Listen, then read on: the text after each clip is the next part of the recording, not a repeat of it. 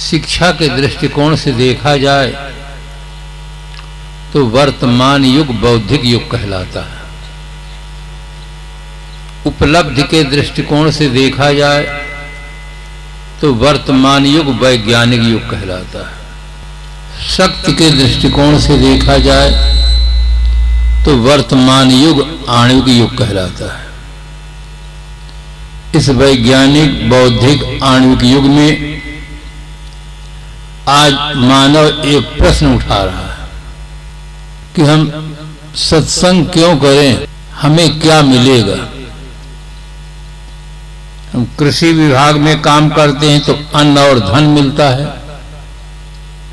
व्यापार करते हैं तो धन मिलता है, सर्विस करते हैं तो धन मिलता है।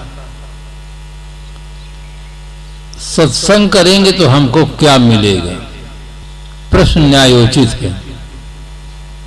मानव मस्तिष्क में जो प्रश्न उठता है उसका बौद्धिक समाधान मिलना चाहिए। यदि व्यक्ति को अन्न और धन मिल जाए तो जीव को उपार्जन की समस्या का समाधान होता है। फिर समस्या और कहाँ रह जाती है। सत्संग से वो चीज प्राप्त होती है जिसे मिलने पर सब चीजें वरदान बनती हैं। वह न मिले तो कोई भी चीज वरदान नहीं बन पाती। आपके मन में एक प्रश्न उठता होगा, वो क्या चीज है जिसके मिलने से वस्तुएं वरदान बनती हैं, न मिलने पर अभिशाप हो जाती हैं। वो है क्या चीज? वो है सद्बुद्धि। आदमी को पास धन हो और सद्बुद्धि न हो तो धन पतन का कारण बन जाता है। आदमी न खाने योग्य चीजें खाने लगता है, न पीने योग्य चीज पीने लगता है, न करने योग्य कर्म करता है, उसका धन पतन का कारण बन जाता है। धन एक ऐसा साधन है, अगर उसका सदुपयोग हो तो आदमी का नाम अमर हो जाता है। धन को आप समाज की सेवा में लगाएं, अपने विकास में लगाएं, राष्ट्र निर्माण में लगा दें तो धन आपका नाम अमर कर देगा। एक दिन ऐसा आता है आदमी नहीं रह जाता है, किंतु उसके कृत्य रह जाते हैं। वो कृत्य उसके नाम को अमर कर देते हैं। आदमी का नाम दो चीजों से अमर होता है, कृति से और कृत्य से। जैसे महाराज गोस्वामी जी की कृति मानस रामायण, रामचरितमानस, इसके नाते गोस्वामी जी का नाम अमर है। संत सम्राट सदगुरु कबीर साहब के मौलिक कृत बीजक, बीजक के नाते पूरे विश्व में कबीर साहब के नाम अमर है, पूरे विश्व में चिंतन हो रहा है। और जो व्यक्ति समाज की सेवा में अपना योगदान देते हैं, विद्यालय बनवा देते हैं, अस्पताल बनवा देते हैं, गौशाला, पौशाला, धर्मशाला बनवा देते हैं, संत आश्रम बनवा देते हैं, उनका भी नाम अमर हो जाता है। जहां से समाज को अधिक से अधिक लाभ हो, ऐसे कृत्यों के बनने पर समाज उनका आदर से नाम लेता है और उनका नाम अमर हो जाता है। और ये बिना सद्बुद्धि के संभव नहीं है। आदमी के पास चाहे जो शक्ति हो, अगर सद्बुद्धि भर न हो तो शक्ति वरदान नहीं बन पाती। और सदुपयोग वरदान और दुरुपयोग अभिशाप होता है। कोई भी शक्ति हो, लोक में मान्यता है हेल्थ इज वेल्थ, तंदुरुस्ती हजार नियामत है। बात बहुत भागों में सही है।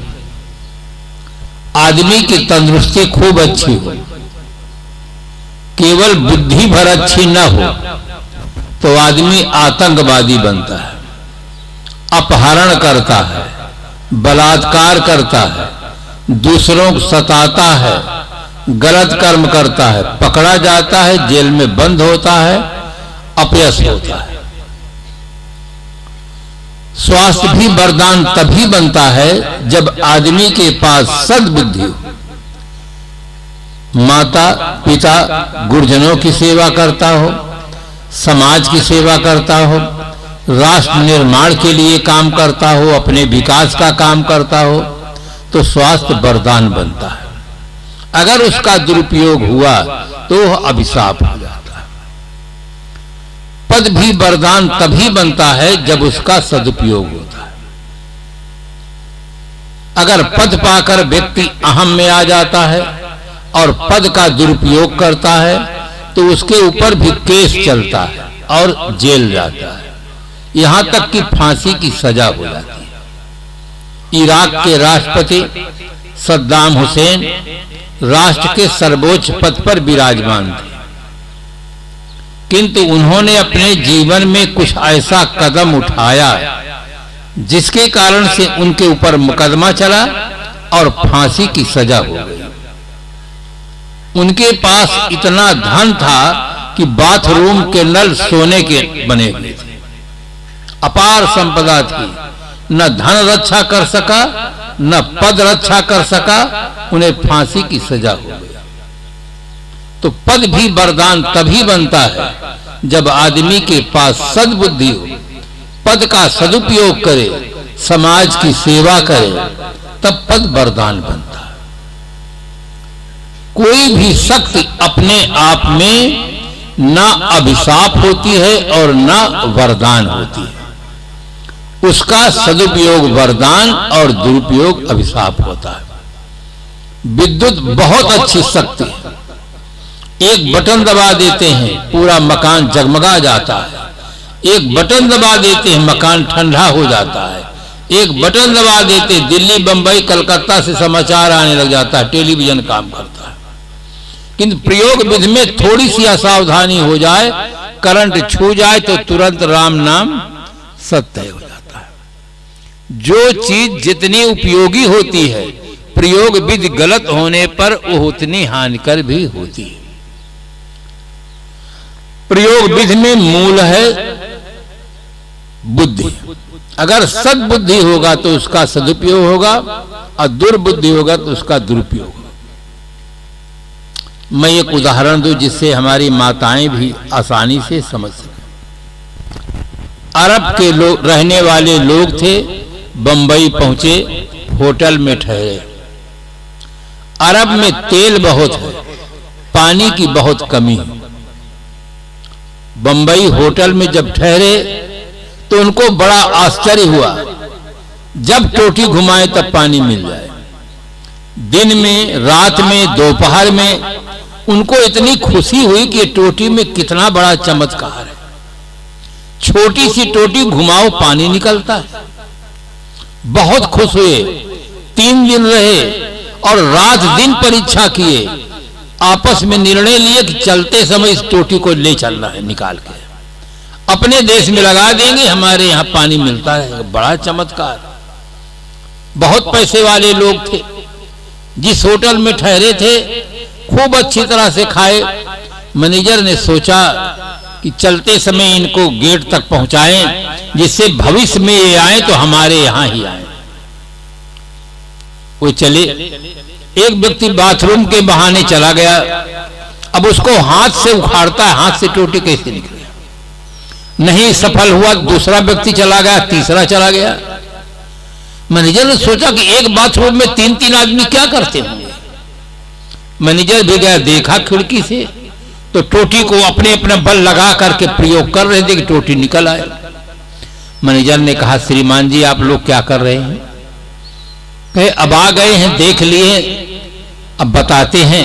हमारे यहाँ पानी की बहुत बहुत कमी है। इस टोटी को जब घुमाए तब पानी निकला, थोड़ा सा घुमा देते बंद हो जाता है। जरूरत पूर्ति पानी पूरा आता है और जरूरत ना हो तो बंद कर देते हैं, नहीं पानी आता है। ये टोटी हमको दे दीजिए, जितना पैसा उतना ले लीजिए। मैनेजर तो हंसने लगा। मैनेजर ने हंसते हुए कहा, इस टोटी से अच्छी टोटी हमारे पास रखी है, आइए आप बाहर निकलिए, हम अच्छी से अच्छी टोटी आपको देंगे। उन्होंने कहा इस टोटी की हम परीक्षा लिए हैं, यही टोटी चाहिए, दूसरी टोटी हमें नहीं चाहिए। मैनेजर ने कहा इसके पीछे बहुत बड़ा जाल बिछा हुआ है, बोर है, फिट बोर है, ऊपर टंकी बनी है, यहां से बिजली रहती है, बटन दबाते हैं तो टंकी में पानी जाता, फिर नल लगा हुआ है, तब टोटी से घुमाने पर पानी निकलता है। टोटी से पानी निकलता है किंतु पानी टोटी में नहीं है, पानी का केंद्र अलग है, टोटी से केवल निकलता भर है, वो आपको दिखाई नहीं दिया है। ऊपर टंकी बनी हुई है, नीचे बोर है, अब बटन दबाते हैं, जब बिजली रहे तब बटन काम करता, नहीं बटन भी काम नहीं करे। और टंकी में अगर एक बूंद पानी न रहे तो दिन भर टोटी घुमाओ, टोटी से पानी निकलने वाला नहीं है। तो बंधुओं, टोटी से पानी निकलता है किंतु पानी टोटी में नहीं रहता, उसका केंद्र अलग है। ये उदाहरण है। हमारे जीवन में जो कर्म हो रहे हैं, कोई आदमी अच्छा कर्म कर रहा है, कोई आदमी गलत काम कर रहा है, इसके पीछे बहुत बड़ा जाल बिछा हुआ है। उसका सेंटर मस्तिष्क है, उसकी समझ है, उसकी बुद्धि है। वही आदमी अपने हाथों से, एक आदमी पुण्य कर्म कर रहा है, एक आदमी उन्हीं हाथों से पाप कर्म कर रहा है। हाथ में हथकड़ी पड़ रही है, बेड़ी पड़ रही, जेल के अंदर बंद हो रहा है, दुखी हो रहा है। हाथ दोनों के पास एक जैसा है। फिर कर्मों में विभिन्नता कहां से हो गई? उसका कारण क्या है? उसका कारण भीतर है। एक के पास सद्बुद्धि है और एक के पास दुर्बुद्धि है। हाथ साधन है, इस साधन का उपयोग कैसे किया जाता है ये आदमी की बुद्धि पर निर्भर करता है। इसलिए जीवन में सद्बुद्धि की बहुत बड़ी आवश्यकता है। सद्बुद्धि रहती है तो पति पत्नी में प्रेम होता है, और सद्बुद्धि के अभाव में दोनों अपोजिट हो जाते हैं। प्रेम समाप्त हो जाता है, अहम की भावना आ जाती है, तालमेल नहीं बैठता। सास बहू में जहां तालमेल नहीं है, समझना बुद्धि में ही फर्क है। सास मां के समान आदरणीय होती है और बहू पुत्री के समान प्यार करने की योग्य होती है। अगर दोनों के अंदर सद्बुद्धि हो तो घर में स्वर्ग उतरता है। अगर दुर्बुद्धि हो, सास को सास होने का अहम सवाल हो जाए कि ये तो घर मेरा है, ये बहू है बाहर से आई है, और बहू को अहम हो जाए कि मैं बहुत बड़े घर की लड़की हूं, ये मेरी बुद्धि क्या करेगी? दुर्बुद्धि हो जाने पर तालमेल फिर नहीं बैठता। भाई भाई में तालमेल नहीं बैठा, दुर्योधन और पांडवों में देखो तालमेल नहीं बैठा। भगवान श्री कृष्ण जी जाते हैं, दुर्योधन को समझाते हैं कि दुर्योधन, पांडवों को 5 गांव दे दो, ये अपना गुजर कर लेंगे, बाकी सब आप ले लें। दुर्योधन कहता केशव, बिना युद्ध के सुई की नोक तक नहीं देंगे, आप 5 गांव देने की बात कर रहे हैं। भगवान कृष्ण की बात दुर्योधन नहीं मानता है। 5 गांव क्या कहें? अहम था कि हम 100 भाई हैं, हमारा क्या कर देंगे। 100 भाई सब मारे जाते हैं, सुई की नोक तक नहीं पाते। दुर्बुद्धि के कारण से सबका घोर पतन हो जाता है। दुर्बुद्धि के कारण से आदमी अच्छा से अच्छा भोजन पाया है भंडारे में, किंतु दुर्बुद्धि भीतर है, तो चाहे जितना उनको प्रेम से खिलाओ, तमाकू खाने वाले तमाकू खाने की जगह बचा कर रखेंगे, उसको छोड़ेंगे नहीं। चाहे आप उनको हलवा खिला दीजिए, चाहे मौसमी का रस पिलाइए, संतरा का रस पिला दीजिए, जिनके दुर्बुद्धि है उसके बाद वो बीड़ी जरूर पिएंगे, सिगरेट जरूर पिएंगे, शराब जरूर पिएंगे, जहर पीते हैं। स्वास्थ्य का हान, धन का हान, समय का हान। देश में एक भीषण समस्या पैदा हो गई।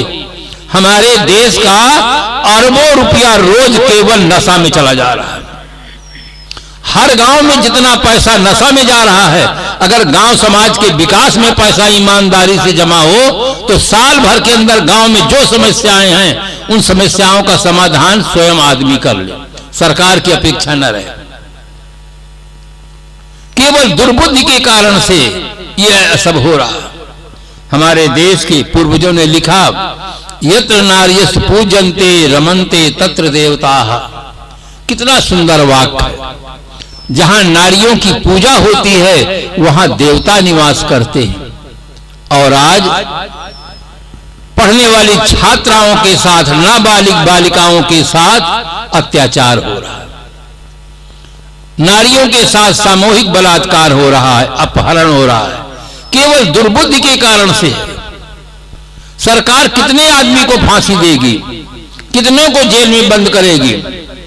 फांसी देने से, जेल में बंद करने से इस समस्या का स्थायी समाधान नहीं होगा। जरूरी तो है, कानून जरूरी है, जेल जरूरी है, किंतु पर्याप्त नहीं।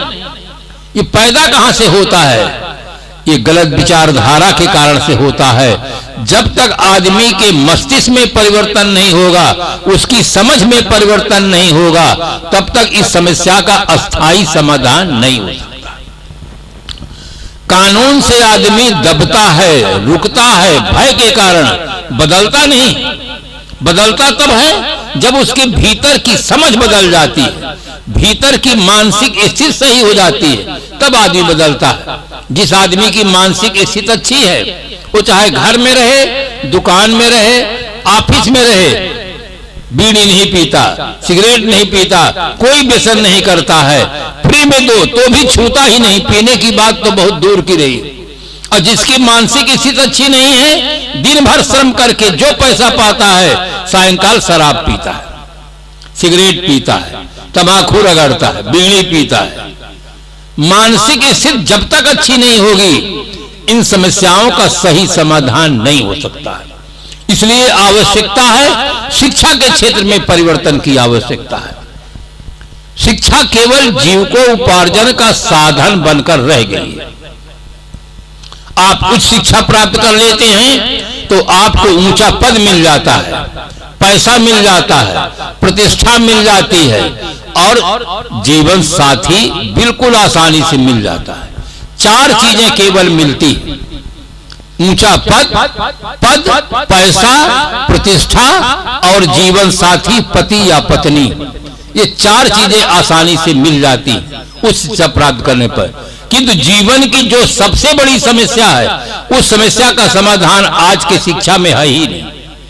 जीवन की सबसे बड़ी समस्या का समाधान शिक्षा में नहीं है। इसलिए आज बौद्धिक विकास तो बढ़ रहा है। हमारे बच्चे, छोटे छोटे बच्चे कंप्यूटर चला रहे हैं, मोबाइल से बात कर रहे हैं। मैं बिल्कुल छोटे बच्चे को देखा कान में ऐसे करते करते, वो समझता कि ये यंत्र है, बोलेगा, बात करता है, मम्मी से बात करता है। बच्चे माइंडेड हो रहे हैं।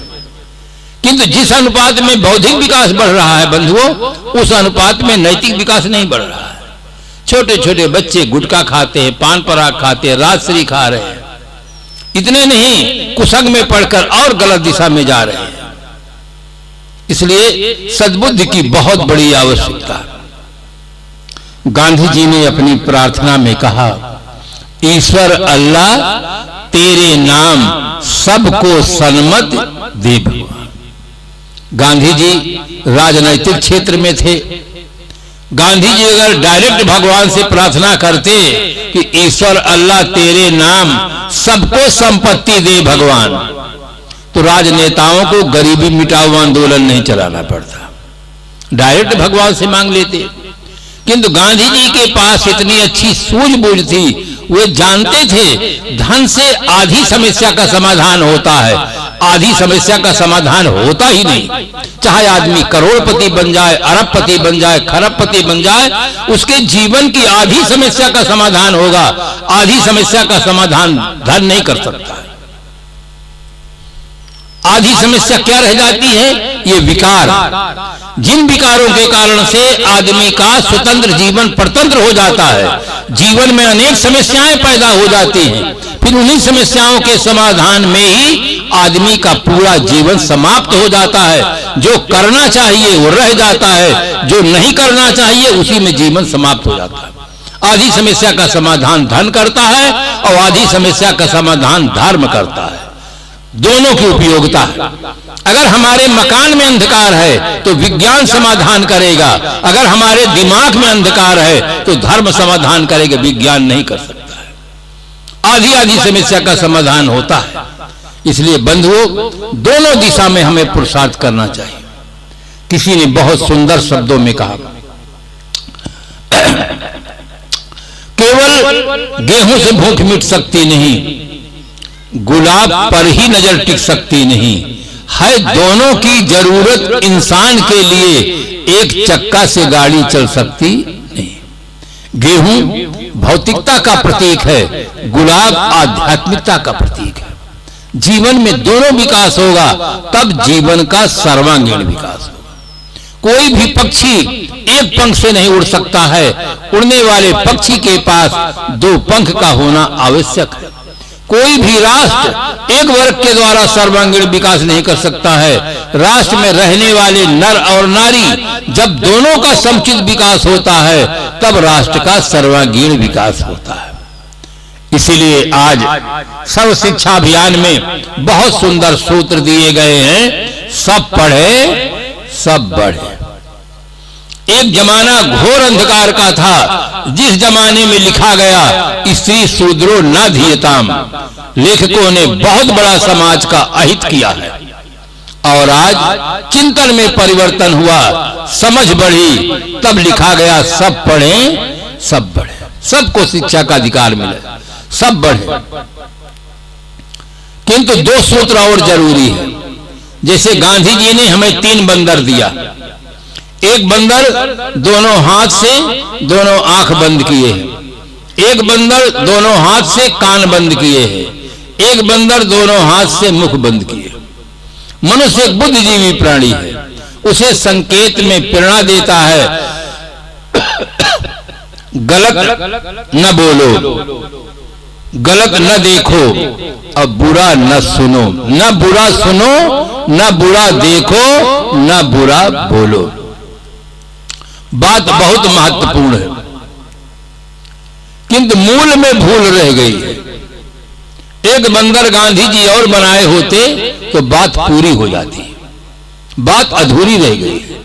एक बंदर बनाकर गांधी जी अगर दोनों हाथ माथे पर रखते बंदर और ये प्रेरणा देते कि बुरा मत सोचो। जब आदमी बुरा सोचता है तभी बुरा देखता है, तभी बुरा बोलता है, तभी बुरा सुनता भी है। अगर उसकी सोच सही हो जाए तो कोई भी आदमी न बुरा देख सकता है, न बोल सकता है, न सुन सकता है। मूल में है सोच। सोच सही होगी तो जीवन सही होगा, सोच खराब होगी तो जीवन खराब होगा। जैसा बीज होता है वैसा पौधा होता है। अगर आप चाहते हैं कि हमारे खेत में गेहूं का पौधा दिखाई दे और आप चना का बीज डालते हैं तो कभी भी गेहूं का पौधा वहां नहीं दिखाई देगा। जो पौधा देखना चाहते हैं वही बीज आपको बोना होगा। जैसा बीज होता है वैसा ही पौधा होता है, जैसा विचार होता है वैसा ही कर्म होता है। सोच अगर सही होगी तो जीवन सही होगा। एक व्यक्ति था अमेरिका का, उसके पास 10 अरब डॉलर नगद संपदा थी। विश्व का उस जमाने का सबसे बड़ा धनवान आदमी था। जब विदाई का समय आया, एक शायर की बात मुझे याद आती है। उसने कहा, चांद सफर में, सितारे सफर में, हवाएं सफर में, दरिया के किनारे सफर में, अरे शायर जहां की हर चीज सफर में, तो आप बेसफर कैसे रह सकते हैं।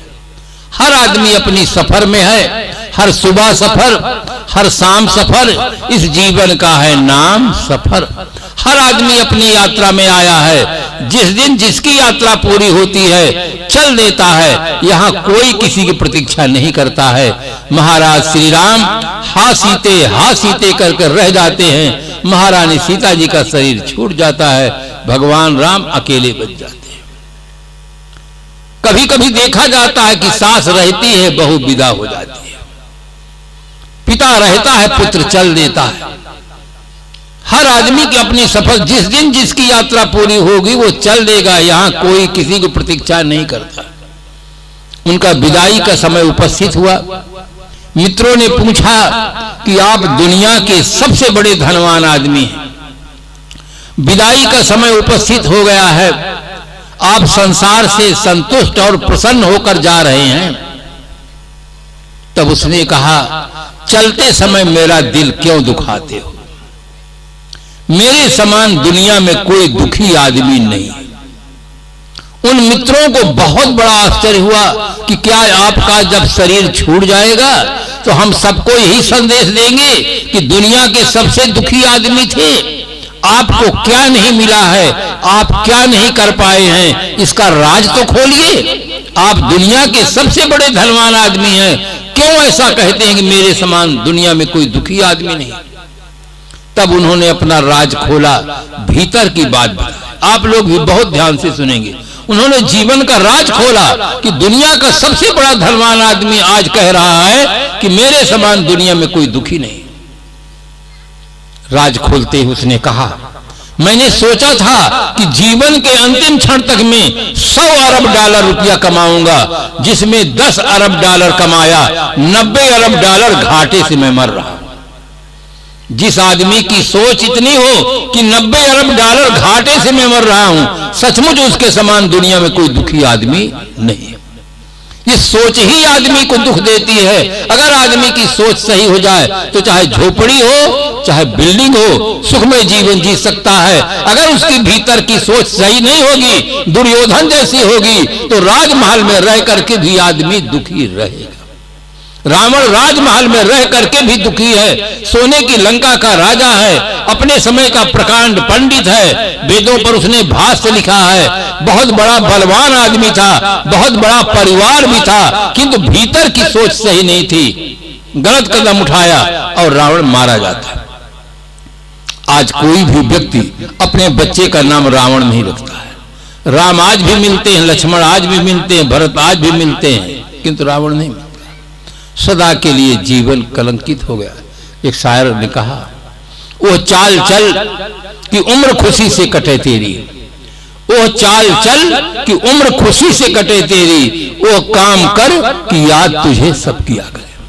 आदमी को ऐसी चाल से चलना चाहिए कि उसका जीवन खुशी खुशी कटे, और ऐसा काम करना चाहिए कि मरने के बाद भी अगर कोई व्यक्ति उनका नाम ले तो आदर से लिया करे। यह है जीने की कला। आदमी अनेक देशों में, अनेक संप्रदायों में, अनेक क्षेत्रों में बटा हुआ है। उसकी भाषाओं में अंतर है, मान्यताओं में अंतर है, वेशभूषा में अंतर है, रीति रिवाजों में अंतर है, खान पान में अंतर है। ये अंतर बाहर का अंतर है, किंतु अगर उसकी चाल सही होगी तो उसका हाल सही होगा, और चाल खराब होगी तो हाल खराब होगा। कोई देवी, कोई देवता, कोई भगवान, कोई अवतार, कोई पैगंबर, कोई देवदूत, कोई मंत्र, चाहे राम मंत्र जपो, चाहे गायत्री मंत्र जपो, चाहे सतनाम जपो, चाहे सोहम जपो, चाहे ओम जपो, चाहे निरंकार जपो, कुछ भी जपो, ये आपकी रक्षा नहीं कर सकते। मूल चीज है आदमी की चाल, वो चाल चल कि उम्र खुशी से कटे तेरी।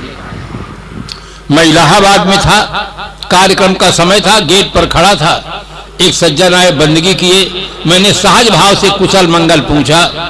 उन्होंने तुरंत कहा, साहब मुझे रात्रि में सूर्य ग्रहण लगता है। मैंने कहा, रात्रि में सूर्य ग्रहण होता ही नहीं है, रात्रि में तो चंद्र ग्रहण होता है, दिन में सूर्य ग्रहण होता है। कहा, साहब मुझे रात्रि में लगता है। मैंने कहा, क्या प्रकृति ने तुम्हारे लिए स्पेशल व्यवस्था दिया है क्या? तुम सही सही बताओ, कहना क्या चाहते हो? कहा, साहब पहली बात तो यह कि मैं शादी किया। ध्यान से सुनना, भूल यही खड़ी हो गई है। आदमी के जीवन, महाराज गोस्वामी जी लिखते हैं, बड़े भाग मानुष तन पावा। लोग कहते तो हैं बड़े भाग है, किंतु उसका भेद नहीं खोलते हैं कि बड़े भाग क्यों कहा गया। भाग लिख देते, बस बड़े भाग क्यों कहा गया। जो पढ़ने वाले छात्र हैं, गुरुजन हैं, वे अच्छी तरह से जानते हैं, जब 2 प्रश्न दिए जाते हैं तो एक प्रश्न का उत्तर लिखने में आप स्वतंत्र होते हैं, चाहे आ का उत्तर लिखें, चाहे बा का उत्तर लिखें। मानव जीवन ही वह जीवन है जिस जीवन में विकल्प उपस्थित है, और किसी जीवन में विकल्प नहीं है। मानवेतर प्राणियों में विकल्प नहीं है, वहां एक ही तरह का जीवन जी सकते हैं प्राणी। मनुष्य एक ऐसा सौभाग्यशाली प्राणी है कि उसके जीवन में विकल्प है। अंग्रेजी में आर कहते हैं, हिंदी में अथवा कहते हैं। विकल्प है, 2 हैं। आप चाहे शादी करें चाहे साधना करें, ये आपकी खुली छूट है। यहां नेकी बदी 2 रास्ते हैं। गौर से सुन लो, तुम्हें चलना है जिस मार्ग से अपना रास्ता चुन लो, मगर चलने से पहले सोच लो अंजाम क्या होगा, भलाई कर भला होगा, बुराई कर बुरा हो। आप चुनाव में स्वतंत्र हैं, परिणाम में आप स्वतंत्र नहीं हैं। जो चुनाव करेंगे उसके अनुरूप परिणाम उपस्थित होगा। कहा साहब पहली भूल तो मेरी शादी की, दूसरी भूल बच्चा हुआ तो लड़की हो गई, मैंने सोचा कि अब की लड़का होगा तो फिर लड़की हो गई। ऐसे 7 बार मैं सोचा, 7 बार लड़की ही पैदा, लड़का हुआ ही नहीं। अब मेरे पास इतना पैसा नहीं है कि मैं इन सबकी शादी कर सकूं, हाथ पीला कर सकूं, तो इसी चिंता में मुझको रात भर नींद ही नहीं आती है। यही मुझे है रात्रि में सूर्य ग्रहण का लगना। मैंने कहा यह दुख तुमको परमात्मा ने दिया कि तुमने अपने अज्ञान से मिला है तुमको। अरे पंडित जवाहरलाल नेहरू की एक ही लड़की थी, श्रीमती इंदिरा गांधी, कितना देश विदेश में नाम किया, कितना समाज के सेवा में काम किया है। तुम लड़की को इतना हल्का क्यों समझ लिए? लड़की हो या लड़का, दोनों माता पिता की संतान हैं, दोनों को प्यार मिलना चाहिए, दोनों में कोई छोटा नहीं है। हम नारी जात के प्रति हमारी भावना अच्छी रही, और उसका मूल कारण है दहेज प्रथा। इस दिशा में नारियों को सावधान होना चाहिए। ये समस्या नारियों की है, पुरुषों की नहीं है। अगर हमारी पढ़ी लिखी बहनें 5 साल के लिए प्रतिज्ञा कर ले कि जो आदमी पैसा मांगेगा उसके साथ हम शादी नहीं करेंगे, नहीं करेंगे, समस्या का समाधान अपने आप हो जाएगा। अब पुरुषों से सोचेंगे तो पुरुष पैसा पाता है, वो समस्या का समाधान नहीं करेगा, वो तो बाएं हाथ से नहीं दाहिने हाथ से लेना शुरू कर देगा। नारियां इसमें सजग हों। उनकी समस्या है कि जो भी व्यक्ति दहेज मांगेगा हम शादी नहीं करेंगे। कितने ही पैसे वाले व्यक्ति हैं, अगर 10 लाख 15 लाख देकर शादी करते हैं तो भी लड़की को दूसरे नंबर में रहना होगा, बराबरी का स्तर नहीं मिल सकता है। बराबरी का स्तर तब मिलेगा जब बिना लेन देन के शादी होगी, तब बराबरी का दर्जा मिलेगा। इसके लिए कुछ करना पड़ता है। देश को आजाद बनाने के लिए देशभक्तों ने अपने जीवन की कुर्बानी दी है, तब देश आजाद हुआ। राजा राम मोहन राय ने सती प्रथा का विरोध किया, कितना उनकी आलोचना हुई, कितना उनको सहन करना पड़ा, तब जाकर के आज ये बंद हुआ है। इसी प्रकार से नारी जगत को भी आज जगना चाहिए, पढ़ करके अपने ठीक से जीवन जिए। केवल पढ़ करके सर्विस ही न करें, सर्विस के अलावा दूसरा भी क्षेत्र है। हमारी बहनों को कितना बड़ा अपमान होता है कि 10 लाख 15 लाख दे तो शादी होती है। क्रांति होनी चाहिए, एक वैचारिक क्रांति चाहिए नारी समाज में, पुरुष समाज में क्रांति चाहिए कि हम व्यसन मुक्त जीवन जिएंगे। आज हमारे घर पर कोई व्यक्ति आता है, सगा संबंधी आता है, हम अपने स्तर से उसको बीड़ी देते हैं, सिगरेट देते हैं, बोतल देते हैं, गुटखा पान पराग देते हैं, कहते हैं ये शिष्टाचार है। शिष्टाचार नहीं, दरवाजे पर का बहुत बड़ा भ्रष्टाचार है। शिष्टाचार का अर्थ होता है शिष्ट धन आचार बराबर शिष्टाचार। शिष्ट कहते हैं सबको, आचार कहते हैं आचरण को। सब पुरुषों के आचरण को शिष्टाचार कहते हैं। ये शिष्टाचार नहीं, भ्रष्टाचार है, बंद होना चाहिए। हर व्यक्ति के जीवन में क्रांति होनी चाहिए, व्यसन मुक्त हमारा समाज रहे, तब हमारे जीवन में क्रांति होगी। आप भोजन पा करके तंबाकू खाते हैं, बीड़ी पीते हैं। हमारी माताएं क्या करती हैं? बर्तन मांजती हैं और सफाई करती हैं। अगर इनको भी कोई सिखा दे तंबाकू खाना कि तुम भी शुरू करो, तो आपको तो बाहर थूकना पड़ेगा, ये चूल्हे में थूकेंगे, सब भ्रष्ट हो जाएगा। आपको माचिस रखना पड़ेगी, माचिस की भी जरूरत नहीं, चूल्हा में जला के पीना शुरू कर देंगी, सब बिगड़ जाएगा।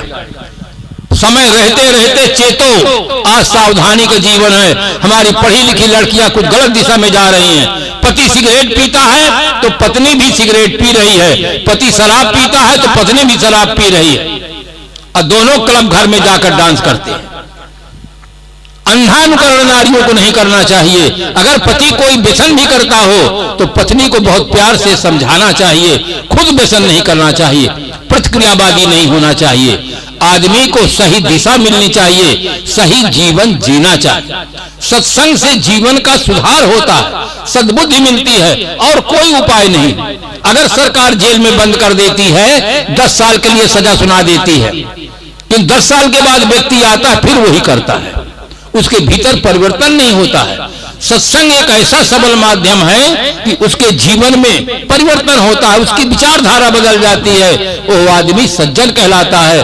आप देखिए किस प्रकार से रत्नाकर के जीवन में परिवर्तन हो जाता है।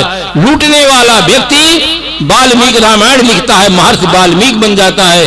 गोस्वामी जैसे व्यक्ति साधु बन जाते हैं और रामायण की रचना करते हैं। गोस्वामी जी का पूर्व का जीवन बहुत निम्न स्तर का जीवन था, किंतु जब उनके विचारों में परिवर्तन हो जाता है, महान बनते हैं। गांधी जी का जीवन बहुत सामान्य पूर्व काल का जीवन था, उत्तरकाल इनका जीवन इतना पवित्र हुआ कि पूरे विश्व में गांधी जी की चर्चा हुई और गांधी जी के आदर्शों के सामने सब लोग झुकते रहे।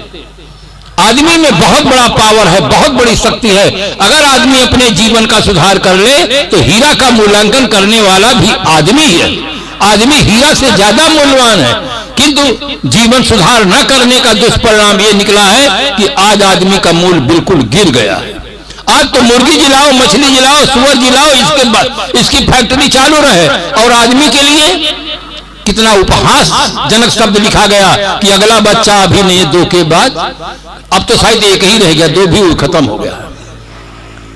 आदमी को ठीक से जीवन जीने की सुंदर प्रेरणा मिली, इसके लिए सत्संग है। गोस्वामी जी ने लिखा, मत कीरत गत भूत भलाई, जब जह जतन जहां जह पाई, सो जानव सत्संग प्रभाव, लोकहु वेद आनुपव। यहाँ के आयोजकों ने बहुत बड़ा पुण्य कार्य किया है। अगर इसमें से किन्हीं लोगों को सुंदर प्रेरणा मिल जाए और अपने जीवन की दिशा बदल दें, सही दिशा पर लग जाए, तो श्रम और संपत्ति बिल्कुल सार्थक हो जाए। और इसके अलावा कोई चारा भी नहीं है कि आदमी के जीवन में परिवर्तन हो। सत्संग और सदग्रंथ ये 2 ऐसे माध्यम हैं जिसको आदमी पढ़ करके सुन करके अपने जीवन को संभाल सकता है। संसार को संभालते संभालते 50, 60, 70 साल बीत गया है। अब अपने को बंधुओं संभालो, ठीक से जीवन जीने की प्रेरणा लेकर के अच्छा से अच्छा जीवन जिए। आप राष्ट्र के एक अच्छे नागरिक बने, समाज के एक आदर्श व्यक्ति बने, ऐसा जीवन जिए। पूर्व में जैसा जीवन जिया गया हो उसे समाप्त करें। कहां कबीर जान दे बही, और जब से चेते तब से सही। जब से हमें विवेकी सदगुरु संत मिल जाए तब से हम एक अच्छा जीवन जिए और अपने जीवन को सार्थक बनाएं। इन शुभकामनाओं के साथ अपनी वाणी को विराम देते हैं। आप सब श्रोता बंधुओं को, देवियों को बहुत बहुत धन्यवाद।